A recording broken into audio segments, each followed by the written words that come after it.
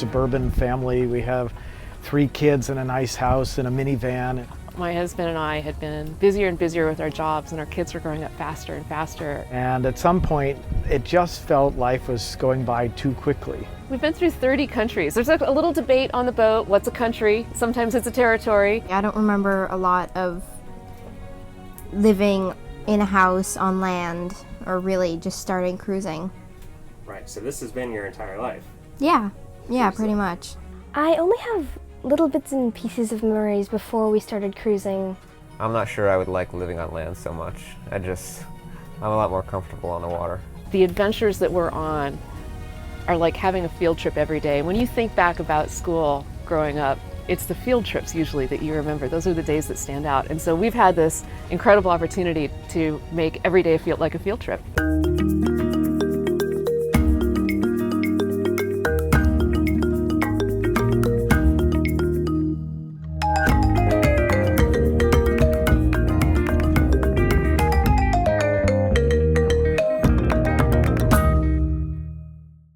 This is our floating home, the good ship Totem. She is a Stevens 47 built in 1982, and we kind of think of her as the floating equivalent of a tiny house. We've got solar panels, 3 solar panels, and a wind turbine. Between the wind turbine and the solar panels, we are able to supply our energy in the tropics where there are trade winds and good sun.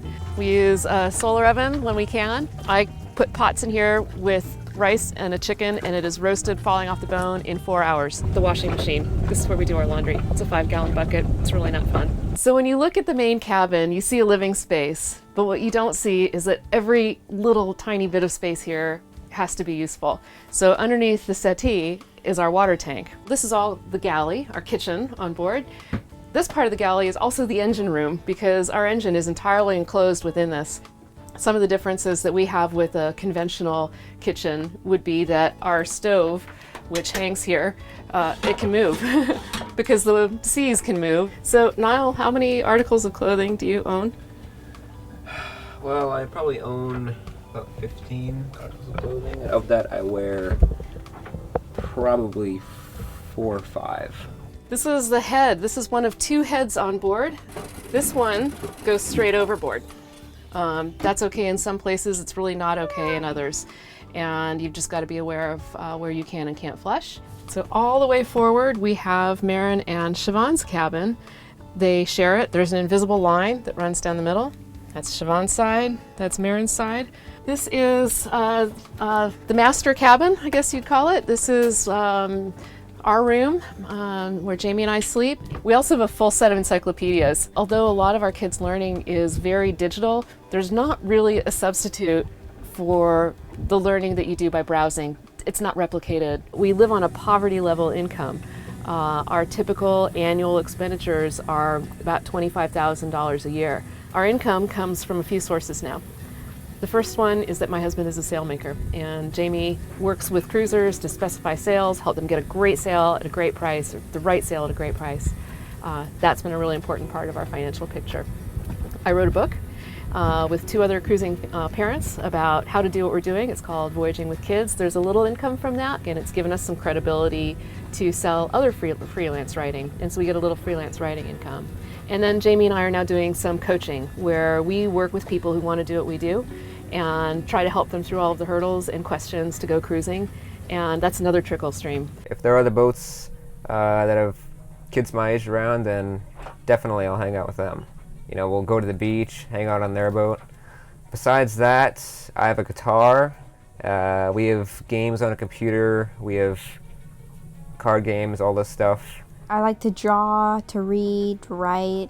Yeah, I like to draw and read, and writing is nice too at times when we have a working computer. I'm also reading The Adventures of Tom Sawyer. I've only just started though. Being on a boat is actually very social, but I think I would have liked to have experienced some of the peer culture of a school on land. I miss my friends from home. I miss...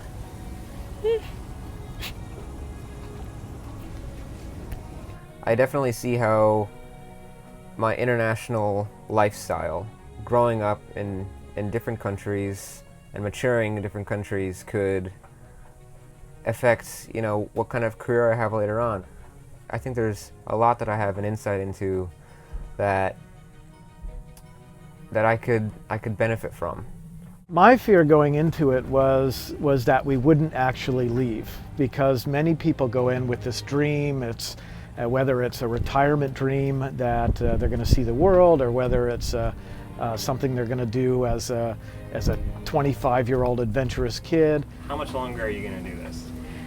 As long as it's fun is a quote from Lynn Pardee. For us, the twist on that is as long as everybody is on board, it's got to be something that we're doing as a family, that nobody's dragged along. As long as we're physically able to do it, and as long as we're able to financially string it together, which is always a question.